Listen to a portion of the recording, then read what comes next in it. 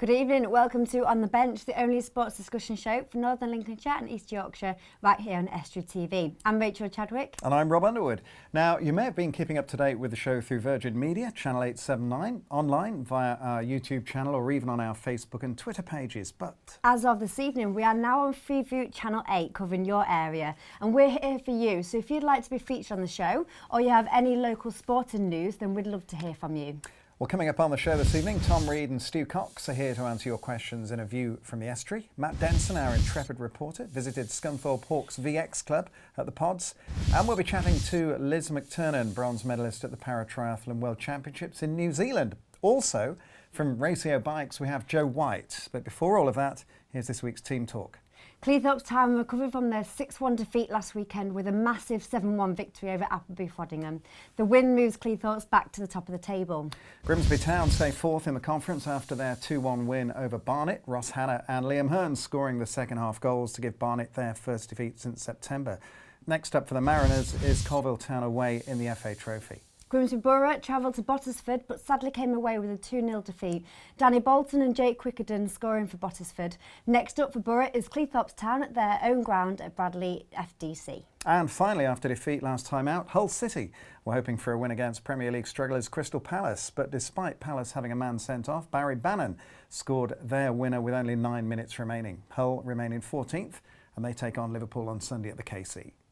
Right, time for our first guest. She won a bronze medal in the Paratriathlon in New Zealand and has competed all over the world in what you could say is quite a challenging sport. Now well into training for Rio 2016, athlete come Iron Woman, welcome Liz McTernan, welcome to the show. Hi. So how did you get back into your sport? Well, actually I started swimming at Louth Swimming Pool and someone suggested triathlon because my swimming was good. But I then asked how could I do the other two parts, which are the bike and the run. Yeah. So it was quite a challenge for you to make that leap into the two areas? Oh, huge, because it's 3 sports combined into one event and you do each particular discipline one after the other. There's no break. Sounds pretty intense, Liz. What's the sort of training schedule? Oh, well, balancing and 3 different sports is quite difficult, actually. It does mean training twice a day. But I've actually swapped to one sport and it's going to be hand cycling for Rio 2016, hopefully. Why that one? I love being outside. I mean, Lincolnshire countryside is absolutely amazing for training. The roads are quiet. I can go for miles and hardly see anybody. I can do hills if I want to. I can go to the coast. It's great. It's fantastic. And what kind of training session would that entail for you? What's the package look like? Well, I mix my training. I have a power meter on my bike and I have specific zones. I've been tested at Loughborough University recently so that I know exactly what my zones should be and I have to vary my workouts so that I actually can train within those zones and all of them. But at the moment, of course, it's only base training, which is aerobic endurance because my first race isn't until April next year. Tell us about your biggest achievement so far. I think it has to be doing my first UCI World Cup in Segovia in Spain this year. And from that, and from another UCI World Cup, I'm actually ranked 6th in the world for hand cycling my first season. So I'm pretty excited about that. And obviously you've got Rio 2016 coming up. What kind of training are you looking to do moving forward for that? Oh, well, it really has to be very, very focused now and get quite intense. I mean, I know that the top women are still 4 kilometres an hour faster than I am at the moment. I know I can make that leap. I can improve 3 kilometres by next summer. I know I can. That's what I've done in the last 3 years. But they may have moved on from there so that I'm still chasing their tails somewhat. And even to reach Rio 2016 is a massive achievement. Have you got any aspirations going into the Games? Well, what I really need to do is be able to medal at a UCI World Cup, possibly next year, that's the aim. And then I could hopefully join the British cycling squad and get some lottery funding. What inspires you to keep at it and sustain the level of performance? I just love it and I want to see how far I can get and how good I can get because I know I can get better and especially concentrating on the single discipline is a huge benefit to me. So we'll just see what happens. Oh, well, I wish you all the luck for 2016. I'm sure we'll Thanks. see more of you between now and then. Thanks very much. And you have got a swimming marathon coming up in February, so good luck for that one as well. We'll ask you a little bit more later in the show. Okay, great. All right. Thank you. And amazing. And another sport I think Matt Denson would be particularly good at. Indeed. So we'll maybe try and hook something up. Moving on, Tom Reed and Stu Cox have been rounding up your questions that have been sent in, and here they are with a view from the estuary. Hello and welcome to this week's View from the Estuary.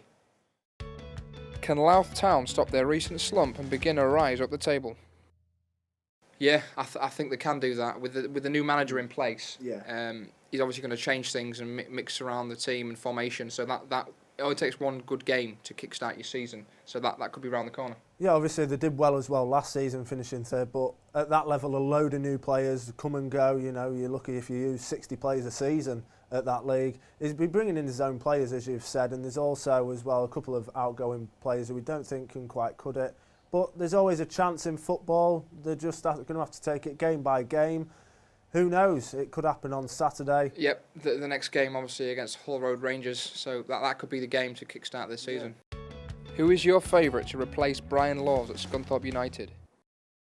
Well, you look at who's been battered around the media for the job. Some really good managers in there. Gary Megson, Danny Wilson, even Grimsby's very own Paul Hurst has been rumoured about there. Gary Megson, for me, would be the better choice. He's got Premier League and Championship experience, and he could also get the fans back through the gates as well and give Scunthorpe a very good base to build on for the future. Yeah, I don't think Paul Hurst is going to be the one to jump at that job. Obviously, he's already turned down Rotherham this season. So obviously he's stuck with Grimsby Town when his co-manager left as well.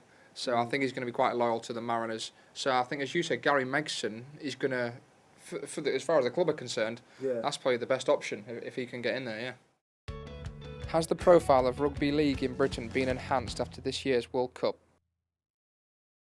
No, I don't think it has that much, to be honest. I think it could have been a lot better. With any World Cup, sort of a football World Cup, you see it on the newspapers, all over the news.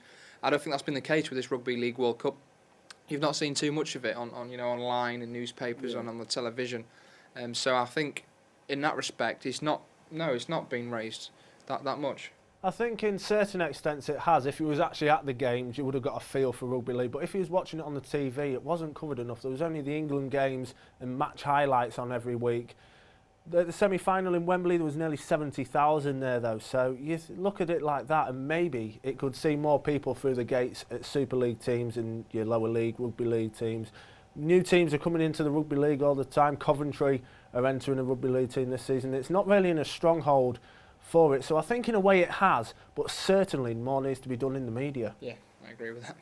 Thank you for your questions this week then. If you want our opinion on any sporting issue, you can send us a tweet at AskEstuary. Thanks, guys, and thank you for your questions as well. Liz McTernan, one of our guests this evening, we were talking a moment ago, Liz. How would we get involved in your sport if we wanted to pursue it a little further? Well, anyone with a disability can contact British Cycling or look on the website for British Cycling, but you have to look right at the bottom for Paracycling. Otherwise, just contact me on Twitter, and it's just at Liz McTernan, and I'm happy to help anyone get involved. And you've also got the swimming marathon coming up, which you mentioned. I have. It's run by the Rotary Club in Grantham, and it's their 25th anniversary of holding this fundraising event. And it's on the 7th to the 9th of February. So anyone can come along, get sponsored, do 100 lengths or 100 metres. Thank you very much for that one. That's all we've got time for in part one, but pop the kettle on and come back in a couple of minutes and we'll be chatting to Joe White from Rasio Cycles and we'll hear more from Liz. See you in a couple of minutes.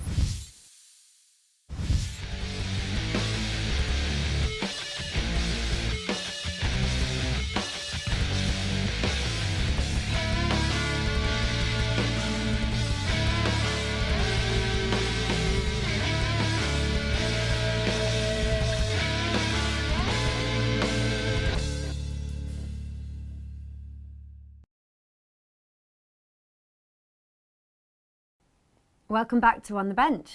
Yes, and time now to welcome our next guest to On the Bench, Joe White from Rasio Cycles. Joe, welcome along. Thank you. Tell us more about Rasio. We create high-performance road bikes, frames manufactured out of carbon fibre, very, very light materials, and then we build them into complete bikes over here in the UK. We'll do some factory standard ones which people can buy with stock components, or we'll build them completely custom, exactly what the customer wants, and the sky's the limit. Not a case of just coming and buying one off the shelf then?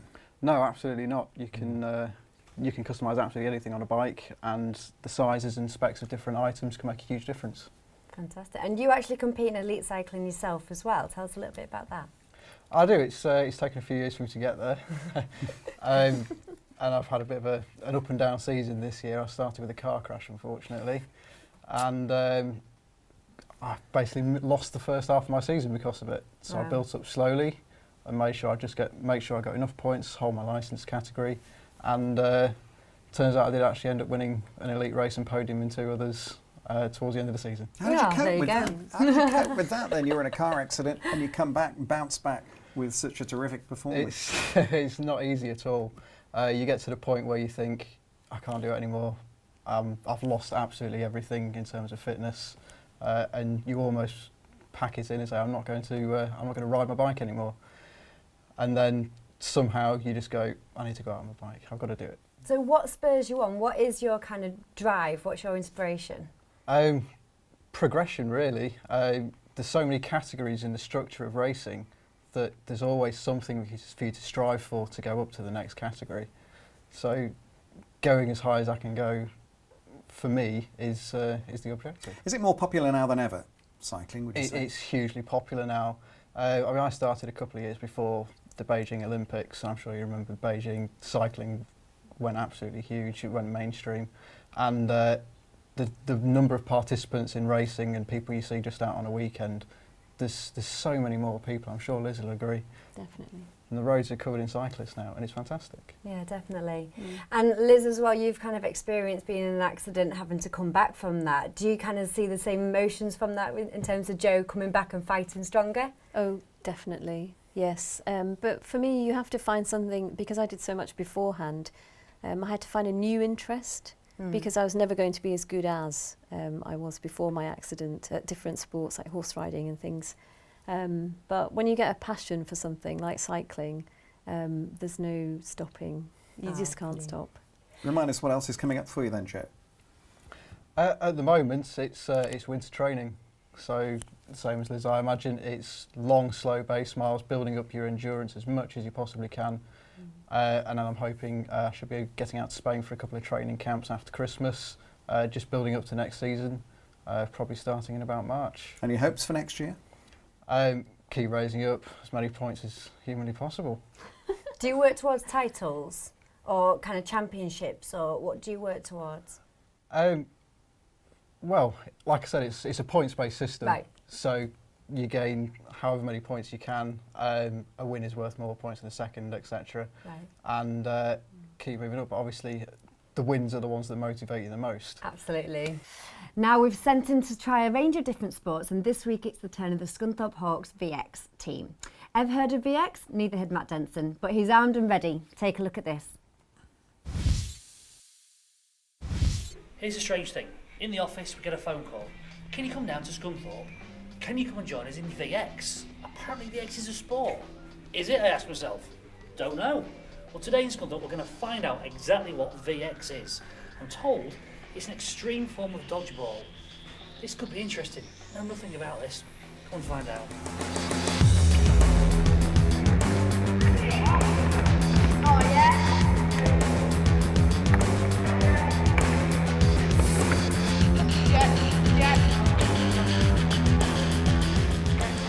VX.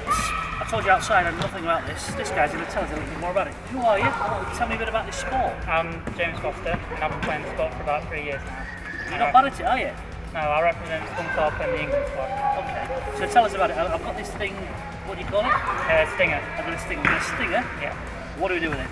Well, today in the sports hall we're going to be playing the V10 version of VX, which is going to be played 5 people start on that wall, 5 people start on the other wall.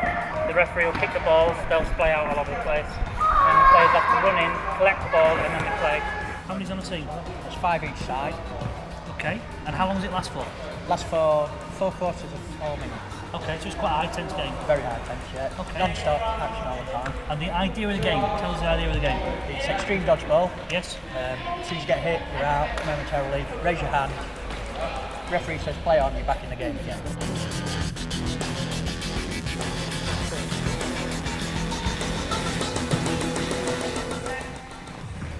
So, can you see what these guys are doing? They've got 4 minutes to dodge.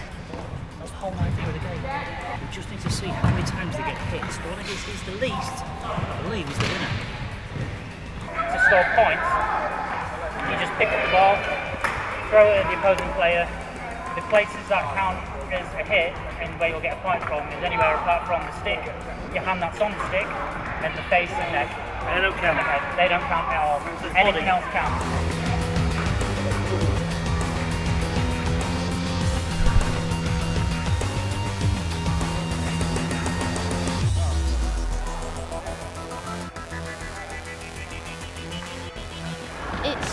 It's a bit like extreme dodgeball, and it's between dodgeball and lacrosse. It's really good fun, and it just helps you to increase your stamina. I played in the V2 World Challenge, also known as basically the World Cup, and I am now Youth World #1. I was encouraged to come down, I encourage people to come down. It's a lot of fun, it's adrenaline filled, it's energetic.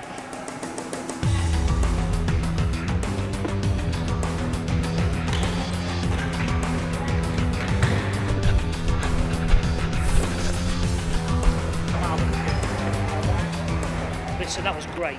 That was unexpected. Knew nothing about this sport. VX. Remember that? VX. If you want to get involved, you can do. Doesn't matter whether you're young, old. Come together as a family. You heard people here. Quality time, fun, and fitness. VX. Remember it. It's new.